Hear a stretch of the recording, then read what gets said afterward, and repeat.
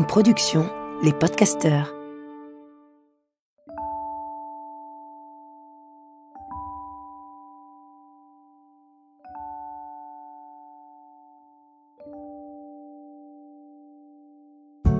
Bonjour. Oui, bonjour. Vous savez, je suis toujours Marie-Robert. Depuis maintenant plus de 2 ans, j'ai une proposition à vous faire. Et si la philosophie devenait sexy ? Et si elle cessait d'être abstraite pour venir éclairer nos jours comme nos nuits ? Et si elle quittait l'espace confiné des bibliothèques et qu'elle venait se faufiler dans notre quotidien ? Fini les dissertations et les mauvais souvenirs de terminale. Ici, on change de ton. La philosophie n'est pas une méthode à suivre, elle est un pas de côté. Elle nous permet de prendre du recul sur les gens, sur les choses, et aussi sur tout ce qui nous submerge. Soudain, par la magie des mots et du raisonnement, on aborde les événements de la vie autrement. Et on parvient même à trouver du confort dans des zones d'inconfort. Bref, on apprend à se faire du bien. C'est pourquoi durant ces quelques minutes en votre compagnie, je n'ai pas d'autre ambition que d'arrêter les compteurs et de partager une bulle de respiration. Laissons-nous inspirer et faisons ensemble notre désormais traditionnel petit pas de côté. Est-il encore possible de s'entendre ? Est-il encore possible de dialoguer, d'émettre des opinions, de débattre, sans se caricaturer, sans rendre l'autre inaudible ? Peut-être est-ce tout l'enjeu de notre époque, revenir à un langage qui pèse ses mots. C'est en tout cas mon envie du jour, explorer avec vous le plus curieux des outils que nous avons à notre disposition, celui de la parole. Au commencement était le verbe. Nous sommes l'espèce parlante. Nous le faisons tous, sans même y penser.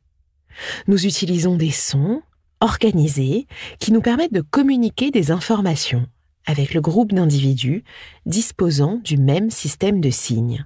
C'est d'ailleurs précisément ce que je suis en train de faire.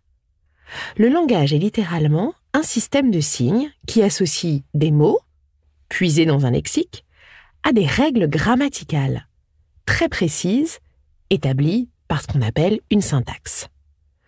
À la différence de la communication animale, qui est constituée de quelques signaux identiques pour la même espèce, le langage humain nous interpelle par son incroyable diversité.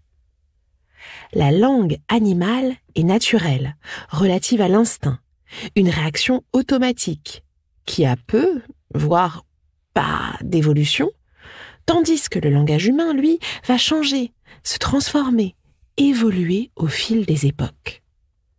Son autre particularité est de savoir évoquer quelque chose en son absence.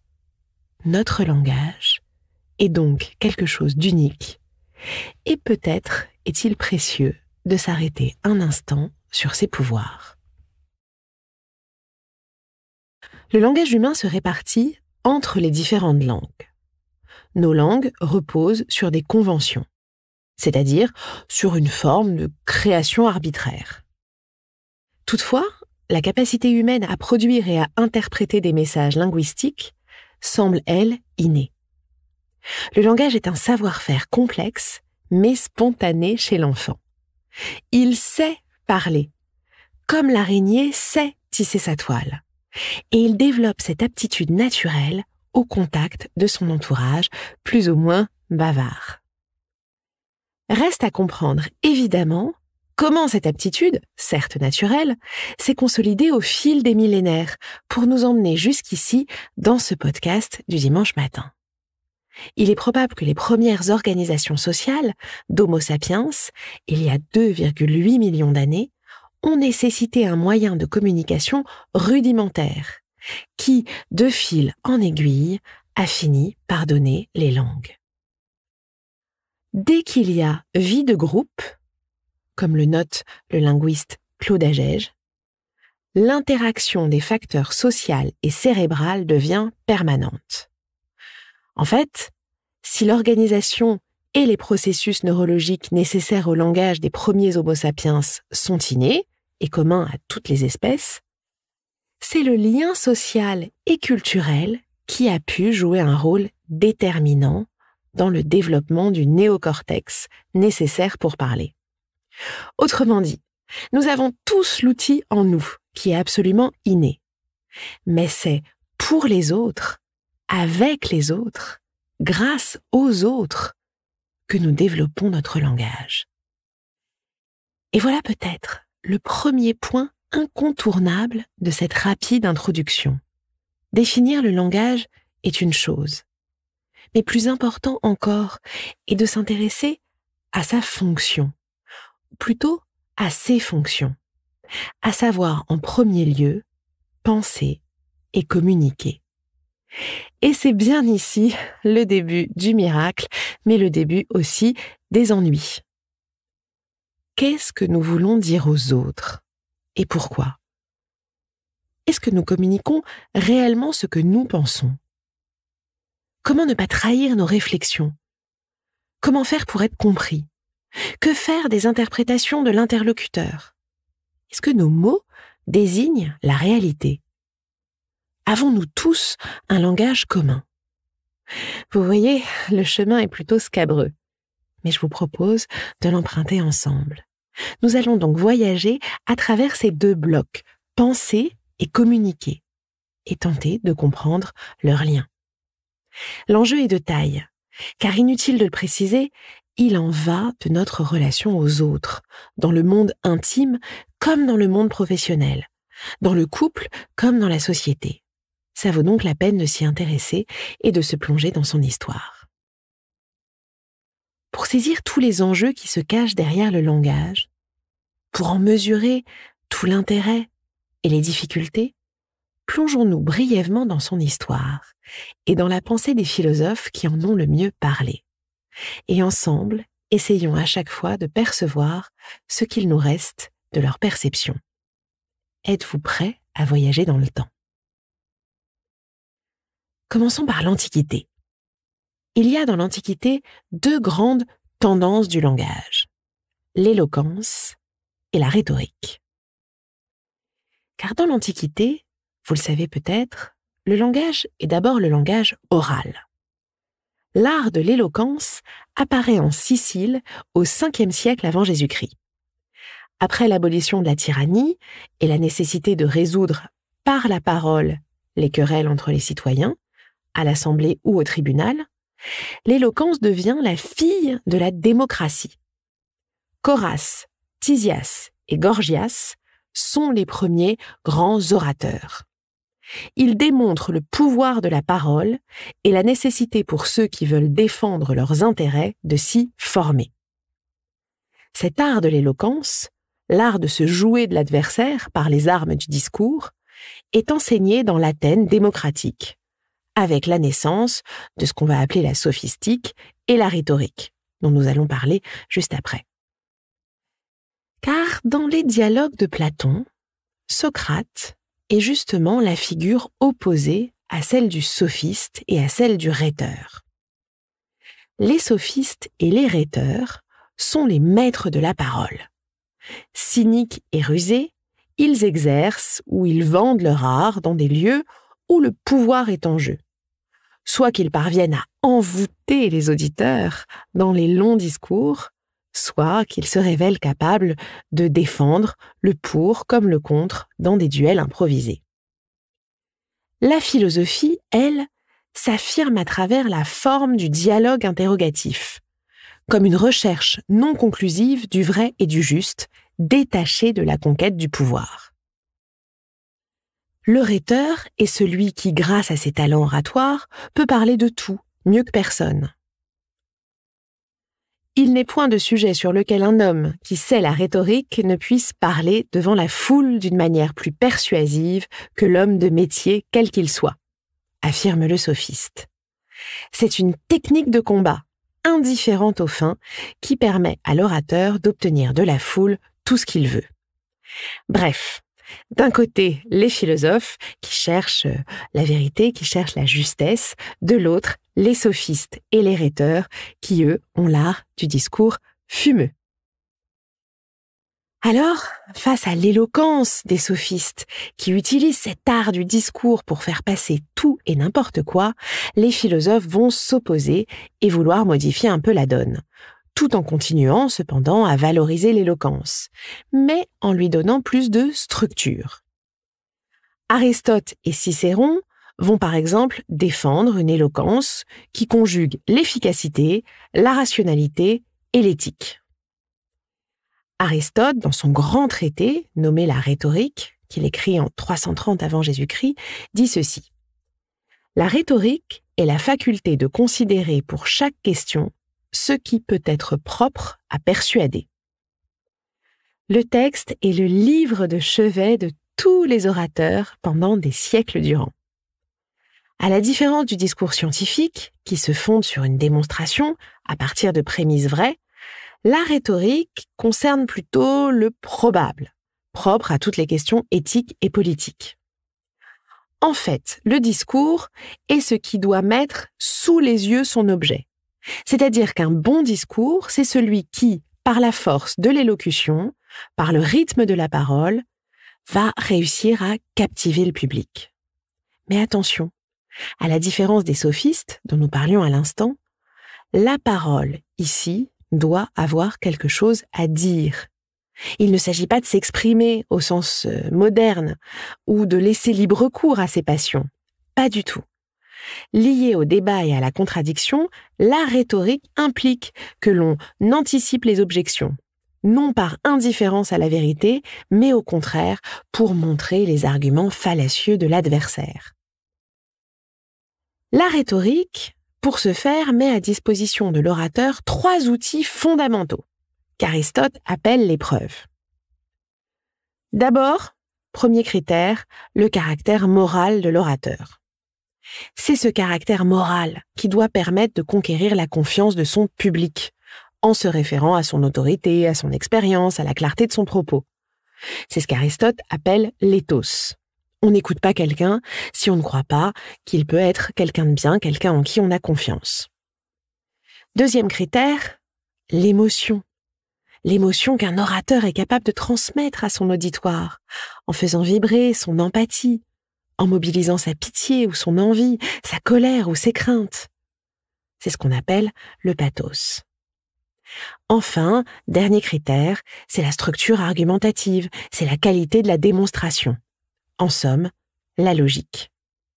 Un bon discours, un bon orateur, quelqu'un qui sait maîtriser la rhétorique, va donc s'appuyer sur ces 3 piliers. L'éthos, le pathos, la logique. De la morale, de l'émotion, de la structure. En reprenant cette tripartition dans son traité, des oratorés, composé en 55 après Jésus-Christ, Cicéron rassemble une formule restée célèbre, qui sont les 3 ressorts de l'éloquence philosophique: plaire, instruire, émouvoir. En précisant que si leur ordre peut varier, et si l'émotion et la séduction ne doivent pas toujours s'afficher, il est, cela dit, impératif de les tenir ensemble. Il ajoute: de ces 3 points, le premier demande un ton doux et insinuant. Le deuxième, un esprit pénétrant. Le troisième, des mouvements logiques. Pour que le juge soit amené à prononcer en notre faveur, il faut ou que sa propre inclinaison l'y porte, ou que la force de nos arguments l'y détermine, ou que de profondes émotions l'y contraignent. En somme, dans l'Antiquité, parler, c'est avant tout discourir. C'est produire un effet sur l'autre, soit comme les sophistes, en utilisant le langage pour démontrer tout et n'importe quoi, soit, comme les philosophes, en utilisant le langage et l'éloquence au profit de la rhétorique, c'est-à-dire au profit d'un discours argumenté, émouvant et logique. Dans l'Antiquité, la parole est ce qui permet de renoncer à la violence en touchant l'autre, en lui montrant le chemin. Nous en sommes un peu loin, non ? Dans la modernité, on s'éloigne de cette idée du discours émouvant pour revenir, sous l'effet de la réussite de la science moderne, qui devient le modèle à suivre, revenir à un principe de la méthode. Pour Descartes, évidence, clarté et distinction, une progression du plus simple au plus compliqué, telles sont les nouvelles règles que l'esprit est censé suivre s'il veut atteindre, comme en mathématiques, des raisons certaines et évidentes. Bien que dans leur formulation, Descartes ne manque pas d'éloquence, l'adoption de ces règles conduit à faire une sorte de démonstration logique. Un calcul qui est un calcul central qui ressort du logos, qui rejette l'inutile, qui rejette l'ornement, qui essaye de se nettoyer, de se clarifier. Pour Descartes, il ne s'agit plus comme dans l'Antiquité d'émouvoir, mais au contraire, de faire preuve d'une extrême raison. Parler ici, c'est avant tout démontrer quelque chose. Pour lui, le langage devient le support d'une pensée qui doit être extrêmement rigoureuse. Par la suite, en passant à l'écrit, le raisonnement doit se fixer quelque part. Il n'est plus seulement dans le discours, mais il est dans l'écriture. Or, chez Hobbes, c'est la première fonction du langage. Le langage, lorsqu'il passe à l'écrit, permet de fixer des pensées, afin de pouvoir les réutiliser, mais aussi par la suite, afin de pouvoir les enrichir. Sans cela, elles tomberaient dans l'oubli. Et enfin, toujours à l'époque moderne, pour Rousseau, dans son essai sur l'origine des langues, il se demande d'où procède la parole primitive, qu'il distingue du simple cri naturel. Rousseau, lui, soutient que cette parole primitive n'est pas motivée par le besoin physique ou par la raison, mais au contraire, que cette parole est motivée par les passions, comme l'amour ou la haine qui unissent les membres de la communauté. Pour Rousseau, le chant passionné a donc dû précéder la parole articulée. Les premiers hommes, dit-il, furent poètes avant d'être géomètres. Et si le langage figuré a devancé le langage abstrait, c'est que le cœur a d'abord prévalu sur la raison. Par la parole, les hommes ont pu se réunir et s'organiser. Le langage, chez lui, sert à exprimer ses sentiments. C'est la condition nécessaire du lien social. Le langage, qu'il soit oral ou écrit, est le maillon entre les deux, comme l'explique si bien le numéro d'août 2012 de Philosophie Magazine. En somme, vous l'avez compris, à l'époque moderne, le langage est perçu comme l'outil du progrès. Progrès scientifique pour Descartes, qui structure le discours, progrès dans les connaissances pour Hobbes, puisque l'écrit permet d'enrichir et de fixer, progrès social pour Rousseau, puisque le langage est ce qui nous relie. Ici, parler, écrire, communiquer, c'est avancer. Alors qu'en est-il au XXe siècle ? L'un des auteurs les plus décisifs du XXe siècle est Ferdinand de Saussure. Pour le linguiste suisse, le langage est une représentation du réel. Le langage, dit-il, reproduit le monde, mais en le soumettant à son organisation propre. Saussure a donné des cours de linguistique entre 1907 et 1911. Il n'a pas écrit de livre lui-même, mais ses élèves ont pris des notes qui ont fait sa renommée en formant son cours de linguistique général. Son idée est simple et révolutionnaire. Il présente la langue comme une construction sociale. Prenons un exemple. Arrêtons-nous sur le mot « arbre ». Le mot « arbre » n'a rien à voir avec l'arbre lui-même. C'est une pure convention. On s'est mis d'accord pour que les usagers d'une langue, en l'occurrence le français, associent le mot « arbre » à un tronc et des feuilles. Mais c'est une construction, un peu comme une sorte de règle du jeu. Le signe « arbre » n'a rien à voir avec le signifié, c'est-à-dire avec l'arbre réel. C'est la différence entre un signe et un symbole. Un symbole imite la chose qu'il symbolise. Le signe, pas du tout. Par exemple, le symbole de la justice est une balance, car cela renvoie à la recherche de l'équité. Et si la langue est donc une construction, on peut changer les règles. Et si un matin on se réveillait et que le mot arbre désignait désormais une casserole? Vous l'avez compris, toute la difficulté est donc de s'accorder sur les mots que nous employons, sur ce qu'ils désignent. Le langage ici est la compréhension d'un héritage culturel, avec toutes les difficultés que cela suppose.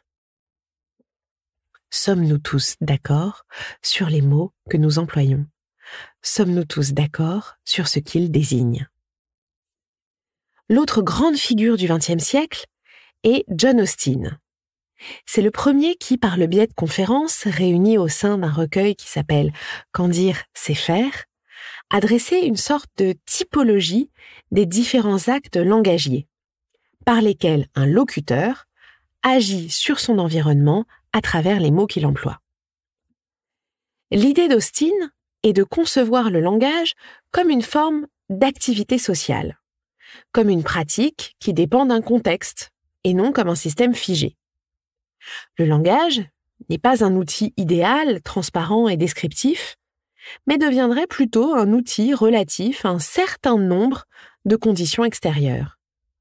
Une sorte de règle du jeu qui peut évoluer. Austin attire notre réflexion sur le but des phrases que nous énonçons. Car si les phrases ne décrivent pas la réalité, que font-elles? Que se passe-t-il, par exemple, lorsqu'on baptise ou lorsqu'on marie un couple? On dit « je te baptise » ou « je te marie ». Et là, soudain, les mots agissent sur la réalité. Le fait de dire provoque une action, un faire, une réalité. Je te marie, les individus face à moi sont mariés. Avec ces exemples, Austin montre que le langage, en plus de décrire la réalité, peut aussi agir sur la réalité, agir sur les individus qui la composent. Nos phrases deviennent du même coup ce qu'on appelle des actes de langage. Le philosophe sépare les énoncés constatatifs, qui décrivent un état de choses, qui sont vrais ou faux, des énoncés performatifs, qui accomplissent une action, exactement comme l'exemple du mariage. Si je suis mère, dans le contexte d'une mairie, si j'ai les pouvoirs de le faire, je peux marier des individus. Parler ici, vous l'avez compris, pour Austin, c'est agir sur la réalité. En dernière figure phare du XXe siècle, qu'il me faut absolument vous présenter, il reste Ludwig Wittgenstein, qui a écrit un texte étrange, mais néanmoins fascinant, le Tractatus Logico-Philosophicus, dans lequel il explique que le langage sert uniquement à décrire des faits.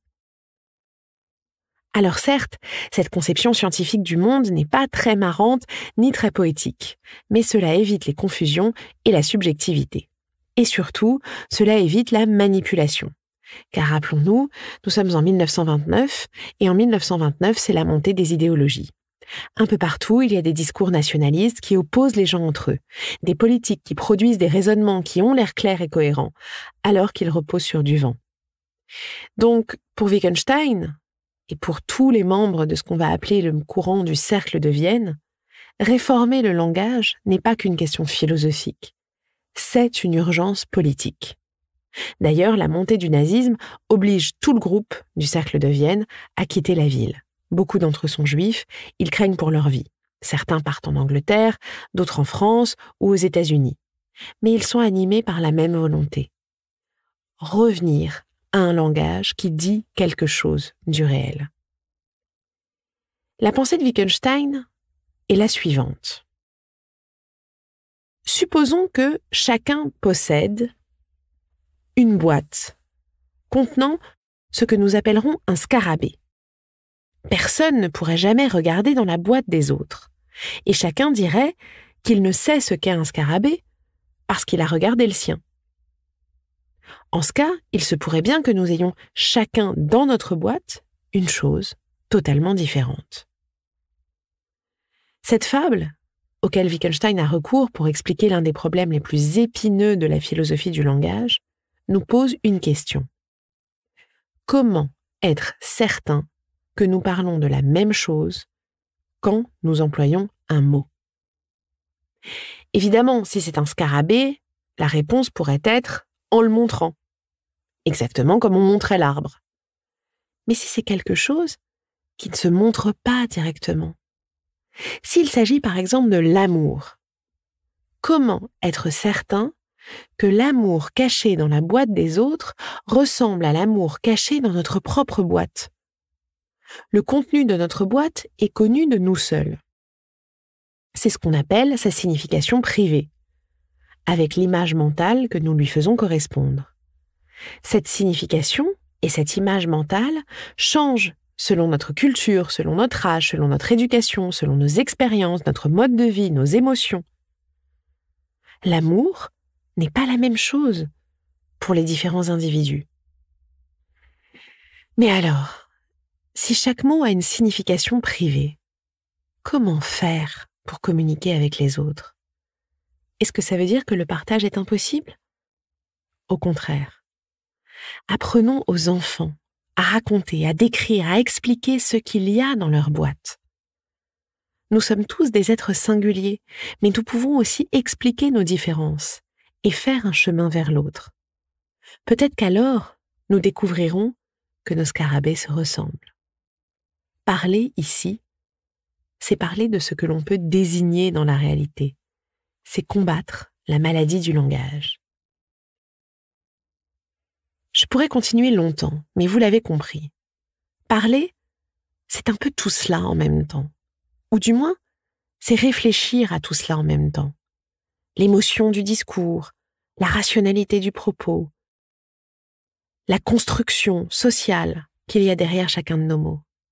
Et c'est bien cela que le sociologue Pierre Bourdieu a réussi à mettre en avant dans son texte, qui en grande partie a inspiré le titre de ce podcast. Ce que parler veut dire. On y comprend que le discours n'est pas seulement un message destiné à être déchiffré. C'est aussi un produit que nous livrons à l'appréciation des autres. Dès lors, nous sommes ramenés sans cesse à cette question initiale. Que voulons-nous dire et pourquoi? Qu'est-ce qui est coincé là, au travers de notre gorge? Quels sont ces mots qui brûlent notre langue? Philosopher, ce n'est pas seulement penser, c'est aussi oser dire. C'est l'exigence de la parole qui se libère. L'enjeu n'est pas de dénoncer, encore moins de provoquer, mais plutôt de permettre à nos dires d'aller à l'encontre de l'opinion, du conformisme, de la simplicité, des craintes, des clichés, des habitudes, de tout ce qui nous enferme. Philosopher, c'est oser dire, face au pouvoir, face aux puissants, face au tabou, face à la pudeur, face à la médiocrité. François Julien, spécialiste de la pensée grecque et asiatique, nous rappelle que le philosophe est celui qui a l'insolence du verbe. Philosopher, c'est parler. Et parler, c'est dire. Il n'y a pas de philosophie silencieuse. Le sage affronte l'exigence de parler pour dire quelque chose. Philosophes, nous le sommes tous, dès lors que notre langage cesse d'être bavardage, d'être sophisme, pour porter au plus haut point cette parole qui a quelque chose à dire et qui ose dire ce qui n'a jamais été dit. Cette parole existe en chacun de nous.